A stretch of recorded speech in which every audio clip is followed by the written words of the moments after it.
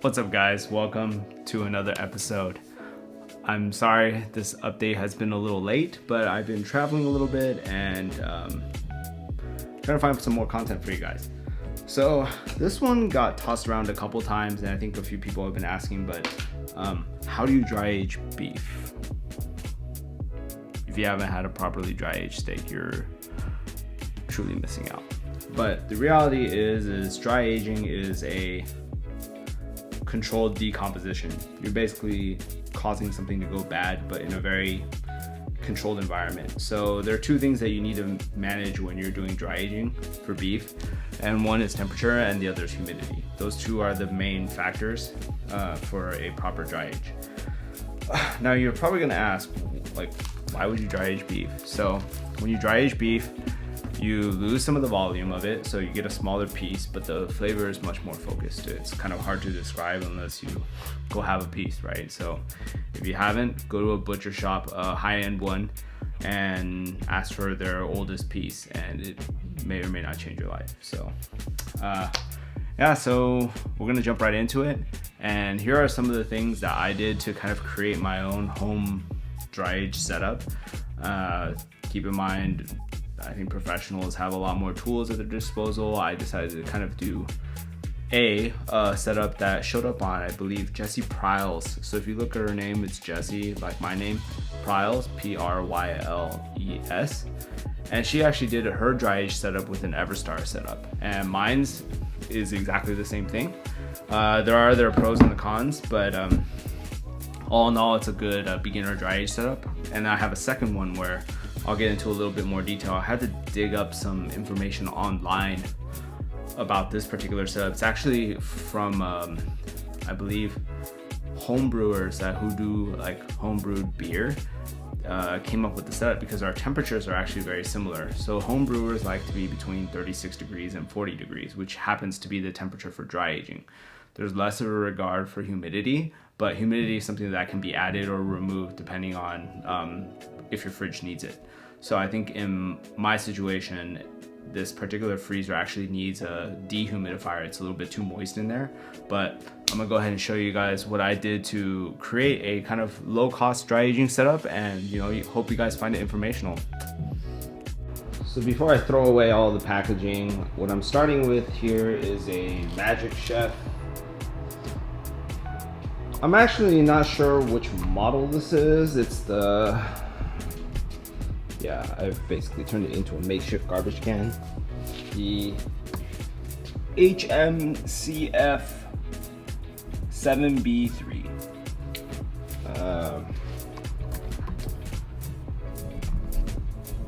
It's a $180 freezer. It's really not special. It's nothing special. I just got it because it fits very nicely into the corner of my garage. You see right here, it doesn't take up much space.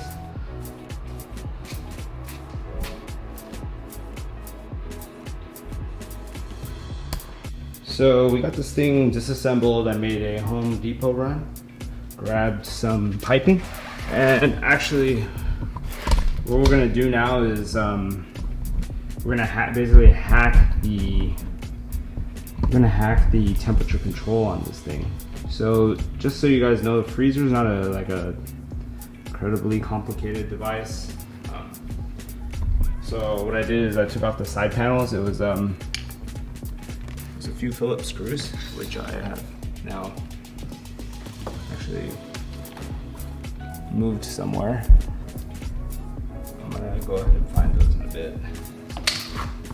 Usually try not to lose any screws, but definitely didn't go anywhere. You just need to dig them out. But what you guys got here is actually the temperature control unit. I've already backed it out. It's got some pressure mounted, so you basically just go in there with your hand, push down on it. Make sure your machine's off when you're doing this, by the way. You don't wanna electrocute yourself. And there's two Phillips screws on the side that you'll need to take off to get off the front plate. I dug this up somewhere online, and it didn't give a lot of information, but it was enough, so I figured I might whip up one of these for you guys so you can do it yourself if you're looking to get into it. And now we've got the front control unit off.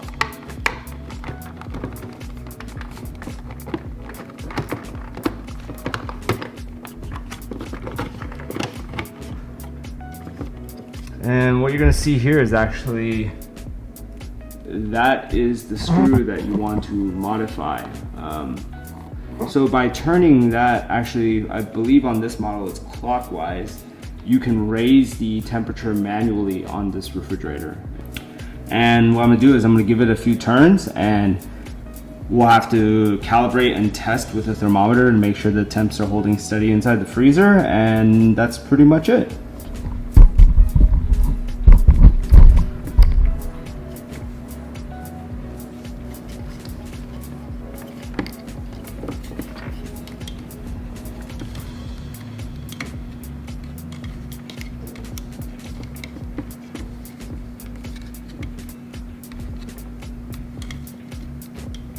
So what I've done is I've turned it halfway, and then I need to turn that control switch with a really small Phillips.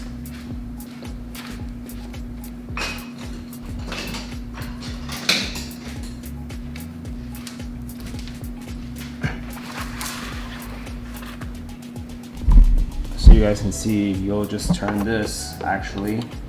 You're gonna turn it about 4 cranks is what I've been told. Clockwise.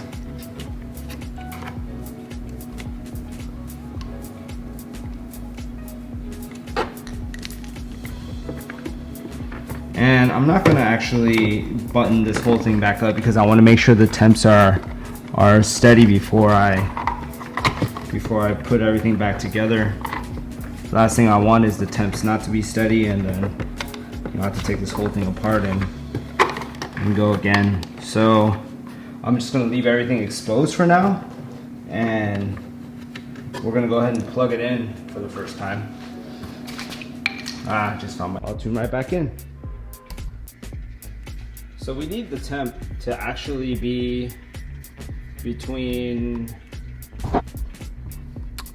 36 and 40 for dry aging.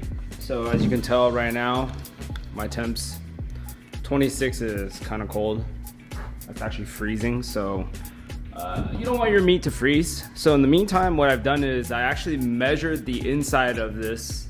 I'm not really, very handy, but I think I can still MacGyver my way around a lot of this stuff.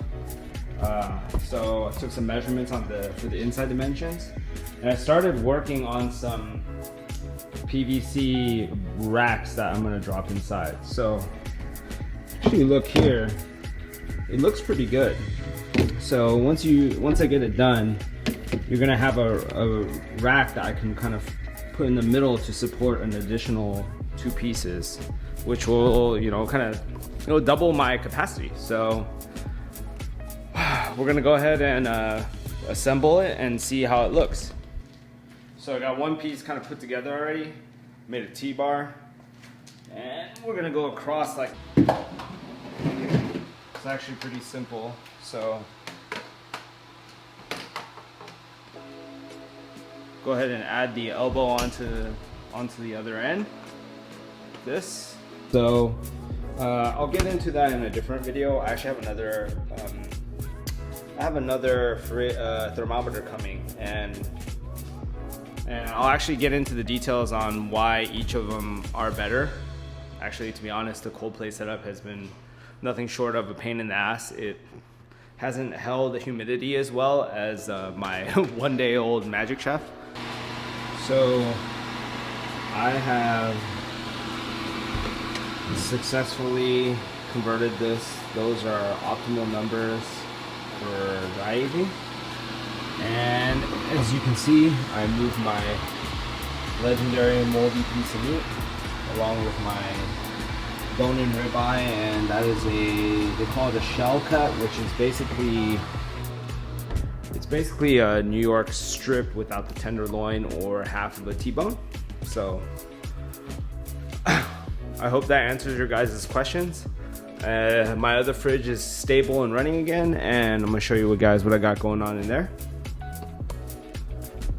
So The top piece is a Snake River Farms Black Label Strip Loin Wagyu. It's really nice. I mean, it's the fat's even a different color. It's like kind of yellow. And then these two are bone-in ribeyes. These are all certified Angus beef prime grade. And I got another piece down below. That's my humidifier. And that's pretty much it. So for the folks that have been asking about dry aging, that's pretty much it. You just have to have a dedication to making sure that your fridge is well maintained, it's clean. You need to go get a starter piece, which is what helps your fridge get the bacteria to help you kind of dry age, which gives it that really cool nutty flavor.